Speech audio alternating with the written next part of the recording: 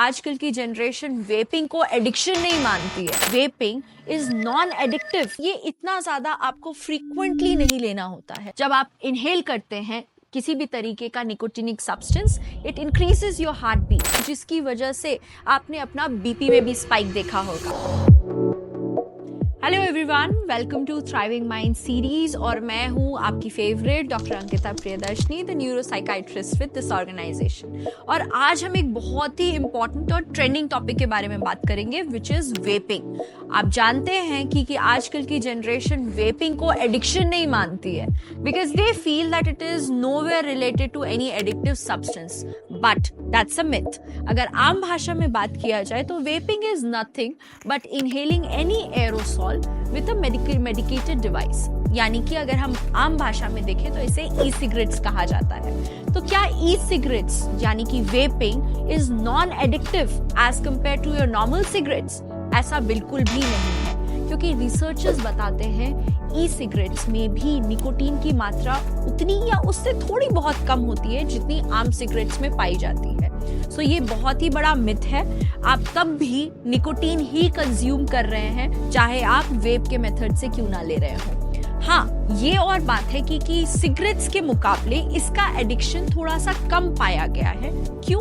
Because ये इतना ज्यादा आपको फ्रीक्वेंटली नहीं लेना होता है। लेकिन कुछ रिसर्चर्स इसे भी निगेट करते हैं, क्योंकि सिगरेट्स में क्या होता है, आप जब स्मोक करते हो तो there is a proper hand to mouth movement, जो कि आपका ई सिगरेट्स में भी होता है। इसमें भी उतनी ही टेंडेंसी है आपको इस चीज से एडिक्टिव बनाने की जितना कि नॉर्मल सिगरेट से। एडिशनली आप इनफ हार्मफुल सब्सटेंस कंज्यूम कर रहे हैं अपने बॉडी में, बिकॉज अल्टीमेटली ये निकोटीन ही है। ये फाइनली आपके हार्ट को, आपके लंग्स को हार्मफुल पहुंचा ही रहे हैं, क्योंकि इसमें भी बहुत सारे केमिकल कॉम्पोजिशंस हैं, केमिकल कंपाउंड्स हैं जो आपके सिस्टम में एंटर कर रहे हैं। जैसे कि जब आप इनहेल करते हैं किसी भी तरीके का nicotinic substance, it increases your heart beat, that makes you more anxious. आपके एड्रेनलिन, एपिनेफ्रिन, ये सारी चीजें शूट अप कर जाती हैं, जिसकी वजह से आपने अपना बीपी में भी स्पाइक देखा होगा। तो सिमिलरली ये जो आपके सिगरेट्स मोडालिटी हैं, उन्हीं को ये रेप्लिकेट करता है। बट आजकल का मिथ्स ये है, और आजकल की जनरेशन को ये लगता है कि ये तो बस once in a lifetime की बात है, हम अभी ये चीज शुरू कर रहे हैं, बाद में इट इज अ गेटवे कि हम अपना निकोटीन छोड़ देंगे। But that is not true. Ultimately आप उसी चीज को फॉस्टर कर रहे हो। आप भले इस चीज को थोड़ा कम यूज कर रहे हो, but ultimately it is going into your body and nicotine is taking part in your system. लोगों को 3 मिथ्स बहुत कॉमनली है। फर्स्टली कि ये कम एडिक्टिव है। मैंने आपको ऑलरेडी एक्सप्लेन कर दिया कि ये इक्वली ही एडिक्टिव है। Rather it has become a gateway to further addiction, because nicotine addiction तो अल्टीमेटली अभी भी हो ही रहा है। सेकेंडली, काफी यूथ्स को लगता है कि it is a cheaper version, because आपको पर सिगरेट एक्सपेंडिचर नहीं करना पड़ रहा है। सिर्फ एक बार आप ई सिगरेट्स खरीदो और उस चीज को काफी लंबे टाइम तक कंटिन्यू करते रहो।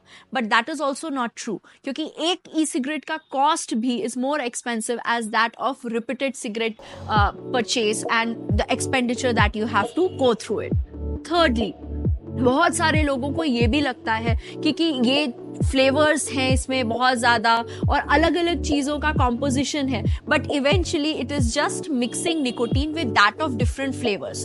तो यूथ्स को ये काफी पसंद आ जाता है, क्योंकि इसमें से वो सिगरेट वाली स्मेल नहीं है। But at the same point of time ultimately आप कंज्यूम तो फिर भी निकोटीन ही कर रहे हो, चाहे आप सिगरेट के फॉर्म में करो, चाहे आप वेप के फॉर्म में करो। It is equally harmful. So my takeaway points will be, e cigarettes or vaping is equally addictive, it is equally harmful, and thirdly, you might seem that you are getting rid of addiction by using e-cigarettes. आप अपने आप को nicotine से de-addict कर रहे हो, but eventually it will not lead to that. Further, it is going to increase your problems of addiction.